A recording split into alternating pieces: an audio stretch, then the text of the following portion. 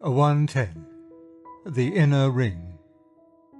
A memorial oration delivered at King's College, the University of London, in 1944, this first appeared in They Asked for a Paper, 1962, and is now in Screwtape Proposes a Toast, 1998. May I read you a few lines from Tolstoy's War and Peace?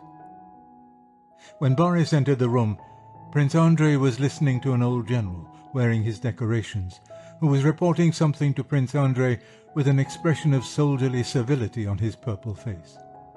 "All right, please wait," he said to the general, speaking in Russian with the French accent which he used when he spoke with contempt. The moment he noticed Boris, he stopped listening to the general, who trotted imploringly after him and begged to be heard, while Prince Andrei turned to Boris with a cheerful smile and a nod of the head. Boris now clearly understood, what he had already guessed, that side by side with the system of discipline and subordination which were laid down in the army regulations, there existed a different and a more real system, the system which compelled a tightly laced general with a purple face to wait respectfully for his turn, while a mere captain like Prince Andrei chatted with a mere second lieutenant like Boris. Boris decided at once that he would be guided not by the official system, but by this other unwritten system. When you invite a middle-aged moralist to address you, I suppose I must conclude, however unlikely the conclusion seems, that you have a taste for middle-aged moralizing. I shall do my best to gratify it. I shall, in fact, give you advice about the world in which you are going to live. I do not mean by this that I am going to attempt a talk on what are called current affairs. You probably know quite as much about them as I do. I am not going to tell you, except in a form so general that you will hardly recognize it, what part you ought to play in post-war reconstruction. It is not, in fact, very likely that any of you will be able, in the next 10 years, to make any direct contribution to the peace or prosperity of Europe. You will be busy finding jobs, getting married, acquiring facts. I am going to do something more old-fashioned than you perhaps expected. I am going to give advice. I am going to issue warnings. Advice and warnings about things which are so perennial that no one calls them current affairs. And of course, everyone knows what a middle-aged moralist of my type warns his juniors against. He warns them against the world, the flesh, and the devil. But one of this trio will be enough to deal with today. The devil I shall leave strictly alone. The association between him and me in the public mind has already gone quite as deep as I wish.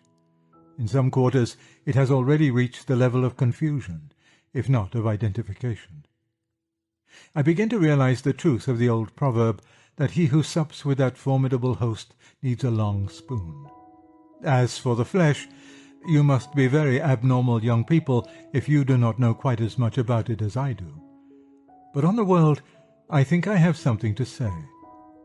In the passage I have just read from Tolstoy, the young second lieutenant, Boris Debretskoy, discovers that there exist in the army two different systems or hierarchies. The one is printed in some little red book, and anyone can easily read it up. It also remains constant. A general is always superior to a colonel, and a colonel to a captain. The other is not printed anywhere, nor is it even a formally organized secret society with officers and rules, which you would be told after you had been admitted. You are never formally and explicitly admitted by anyone. You discover gradually, in almost indefinable ways, that it exists, and that you are outside it. And then later, perhaps, that you are inside it. There are what correspond to passwords, but they too are spontaneous and informal. A particular slang, the use of particular nicknames, an elusive manner of conversation are the marks. But it is not constant. It is not easy, even at a given moment, to say who is inside and who is outside. Some people are obviously in and some are obviously out, but there are always several on the borderline. And if you come back to the same divisional headquarters or brigade headquarters, or the same regiment, or even the same company after 6 weeks' absence, you may find this second hierarchy quite altered. There are no formal admissions or expulsions. People think they are in it after they have in fact been pushed out of it, or before they have been allowed in. This provides great amusement for those who are really inside. It has no fixed name. The only certain rule is that the insiders and outsiders call it by different names. From inside it may be designated, in simple cases, by mere enumeration. It may be called you and Tony and me. When it is very secure and comparatively stable in membership, it calls itself we. When it has to be suddenly expanded to meet a particular emergency, it calls itself all the sensible people at this place. From outside, if you have despaired of getting into it, you call it that gang, or they, or so-and-so and his set, or the caucus, or the inner ring. If you are a candidate for admission, you probably don't call it anything. To discuss it with the other outsiders would make you feel outside yourself. And to mention it in talking to the man who is inside, and who may help you in if this present conversation goes well, would be madness. Badly as I may have described it, I hope you will all have recognized the thing I am describing.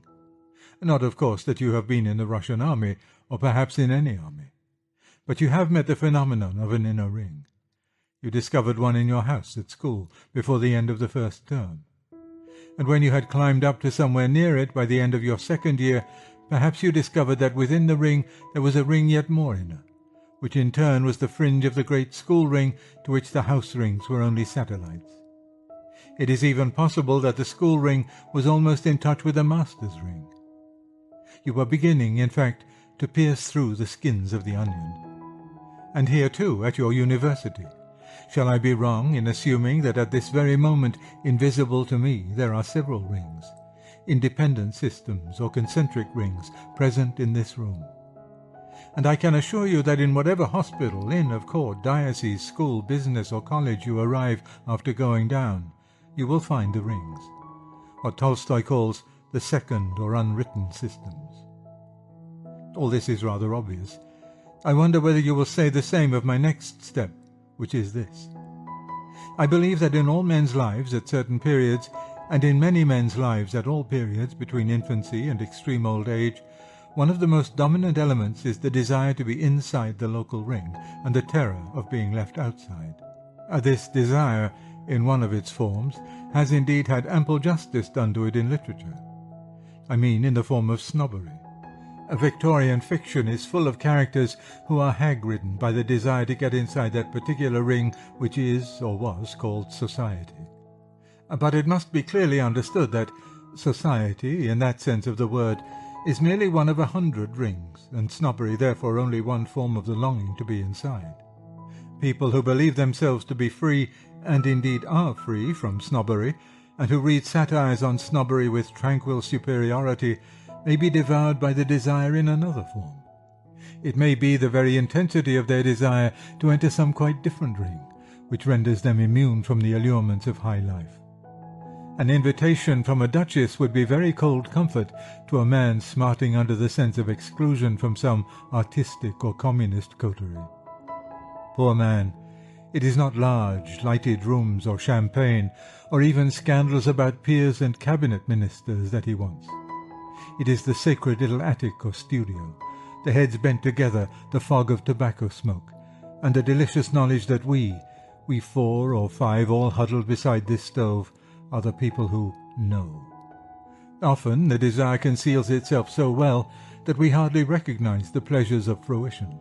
Men tell not only their wives, but themselves, that it is a hardship to stay late at the office or the school, on some bit of important extra work which they have been let in for because they and the 2 others are the only people left in the place who really know how things are run. But it is not quite true. It is a terrible bore, of course, when old Fatty Smithson draws you aside and whispers, "Look here, we've got to get you in on this examination somehow." Or, "Charles and I saw at once that you've got to be in on this committee." A terrible bore. But how much more terrible if you were left out. It is tiring and unhealthy to lose your Saturday afternoons, but to have them free because you don't matter, that is much worse. Freud would say, no doubt, that the whole thing is a subterfuge of the sexual impulse. I wonder whether the shoe is not sometimes on the other foot, I wonder whether, in ages of promiscuity, many a virginity has not been lost less in obedience to Venus than in obedience to the lure of the Caucasus. For of course, when promiscuity is the fashion, the chaste are outsiders. They are ignorant of something that other people know. They are uninitiated. And as for lighter matters, the numbers who first smoked or first got drunk for a similar reason is probably very large. I must now make a distinction. I am not going to say that the existence of inner rings is an evil. It is certainly unavoidable. There must be confidential discussions, and it is not only not a bad thing, it is, in itself, a good thing that personal friendship should grow up between those who work together. And it is perhaps impossible that the official hierarchy of any organization should quite coincide with its actual workings. If the wisest and most energetic people invariably held the highest posts, it might coincide. Since they often do not, there must be people in high positions who are really deadweights, and people in lower positions who are more important than their rank and seniority would lead you to suppose. In that way, the second unwritten system is bound to grow up. It is necessary, and perhaps it is not a necessary evil. But the desire which draws us into inner rings is another matter. A thing may be morally neutral, and yet the desire for that thing may be dangerous. As Byron has said, "Sweet is a legacy, and passing sweet the unexpected death of some old lady." The painless death of a pious relative at an advanced age is not an evil, but an earnest desire for her death on the part of her heirs is not reckoned a proper feeling, and the law frowns on even the gentlest attempt to expedite her departure. Let inner rings be an unavoidable and even an innocent feature of life, though certainly not a beautiful one. But what of our longing to enter them, our anguish when we are excluded, and the kind of pleasure we feel when we get in? I have no right to make assumptions about the degree to which any of you may already be compromised. I must not assume that you have ever first neglected and finally shaken off friends whom you really loved and who might have lasted you a lifetime, in order to court the friendship of those who appeared to you more important, more esoteric.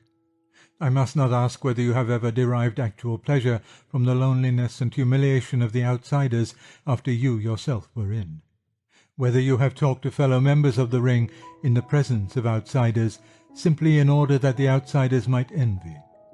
Whether the means whereby, in your days of probation, you propitiated the inner ring were always wholly admirable. I will ask only one question, and it is, of course, a rhetorical question which expects no answer.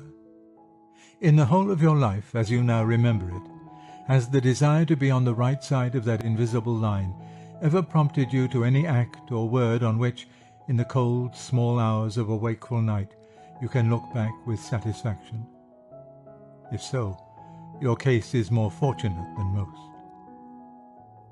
But I said I was going to give advice, and advice should deal with the future, not the past. I have hinted at the past only to awake you to what I believe to be the real nature of human life. I don't believe that the economic motive and the erotic motive account for everything that goes on in what we moralists call the world. Even if you add ambition, I think the picture is still incomplete.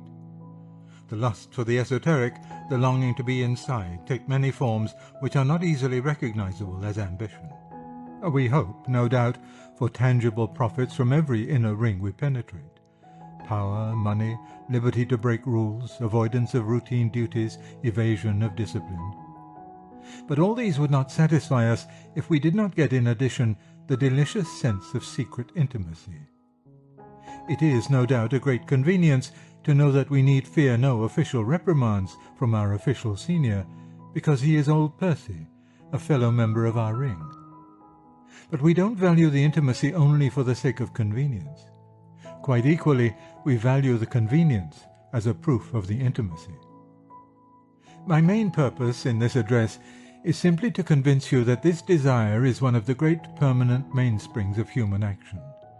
It is one of the factors which go to make up the world as we know it. This whole pell-mell of struggle, competition, confusion, graft, disappointment, and advertisement. and if it is one of the permanent mainsprings, then you may be quite sure of this. Unless you take measures to prevent it, this desire is going to be one of the chief motives of your life, from the first day on which you enter your profession until the day when you are too old to care. That will be the natural thing, the life that will come to you of its own accord. Any other kind of life, if you lead it, will be the result of conscious and continuous effort. If you do nothing about it, if you drift with the stream, you will, in fact, be an inner ringer. I don't say you'll be a successful one, that's as maybe. But whether by pining and moping outside rings that you can never enter, or by passing triumphantly further and further in, one way or the other, you will be that kind of man. I have already made it fairly clear that I think it better for you not to be that kind of man. But you may have an open mind on the question. I will therefore suggest 2 reasons for thinking as I do.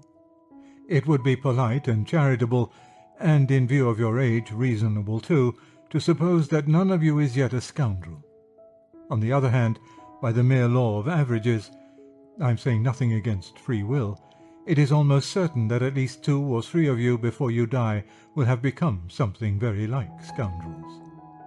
There must be in this room the makings of at least that number of unscrupulous, treacherous, ruthless egotists. The choice is still before you, and I hope you will not take my hard words about your possible future characters as a token of disrespect to your present characters. And the prophecy I make is this: to 9 out of 10 of you, the choice which could lead to scoundrelism will come, when it does come, in no very dramatic colours. Obviously bad men, obviously threatening or bribing, will almost certainly not appear. Over a drink or a cup of coffee, disguised as a triviality and sandwiched between 2 jokes from the lips of a man or woman whom you have recently been getting to know rather better, and whom you hope to know better still, just at the moment when you are most anxious not to appear crude or naive or a prig, the hint will come. It will be the hint of something which is not quite in accordance with the technical rules of fair play, something which the public, the ignorant, romantic public, would never understand, something which even the outsiders in your own profession are apt to make a fuss about. But something, says your new friend, which we, and at the word we you try not to blush for mere pleasure, something we always do. And you will be drawn in, if you are drawn in, not by desire for gain or ease, but simply because at that moment, when the cup was so near your lips, you cannot bear to be thrust back again into the cold outer world.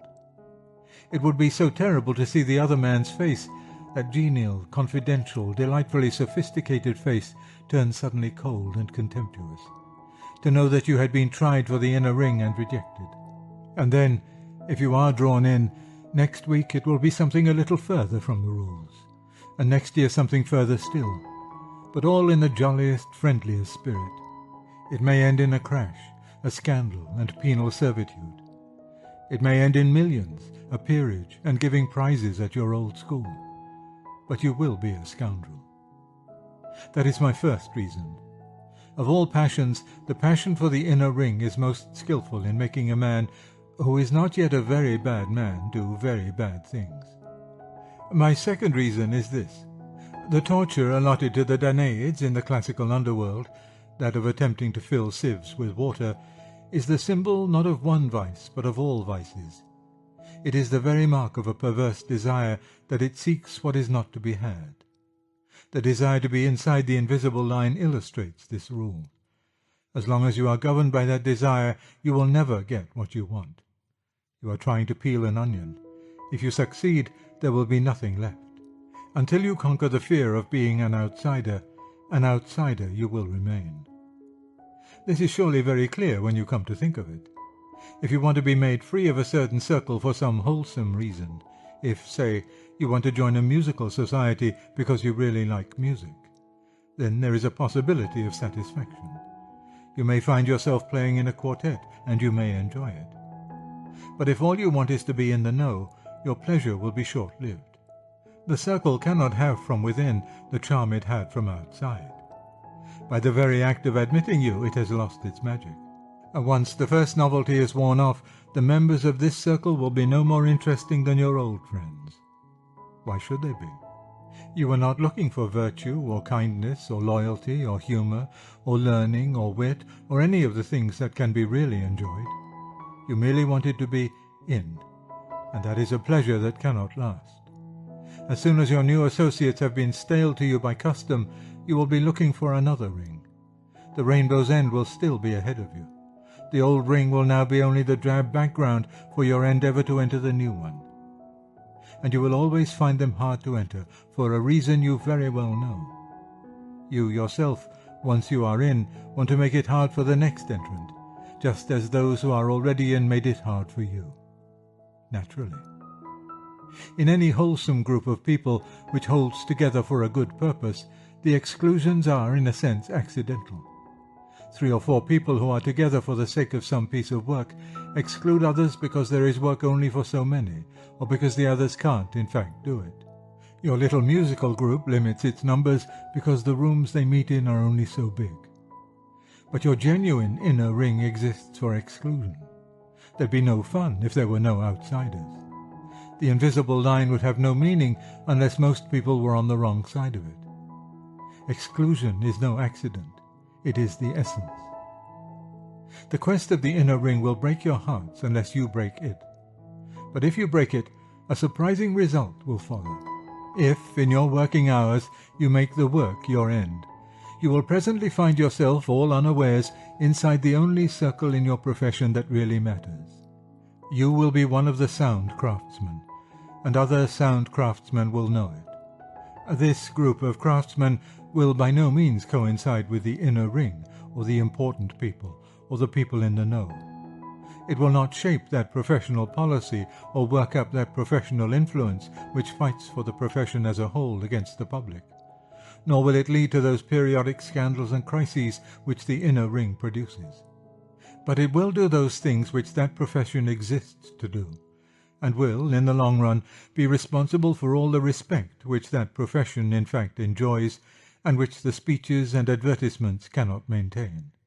And if, in your spare time, you consort simply with the people you like, you will again find that you have come unawares to a real inside, that you are indeed snug and safe at the centre of something which, seen from without, would look exactly like an inner ring. But the difference is that its secrecy is accidental, and its exclusiveness a byproduct, and no one was led thither by the lure of the esoteric. For it is only 4 or 5 people who like one another, meeting to do things that they like. This is friendship. Aristotle placed it among the virtues. It causes perhaps half of all the happiness in the world, and no inner ring can ever have it. We are told in Scripture that those who ask get. That is true, in senses I can't now explore, but in another sense there is much truth in the schoolboy's principle, them as asks shan't have. To a young person just entering on adult life, the world seems full of insides, full of delightful intimacies and confidentialities, and he desires to enter them. But if he follows that desire, he will reach no inside that is worth reaching. The true road lies in quite another direction. It is like the house in Alice Through the Looking Glass.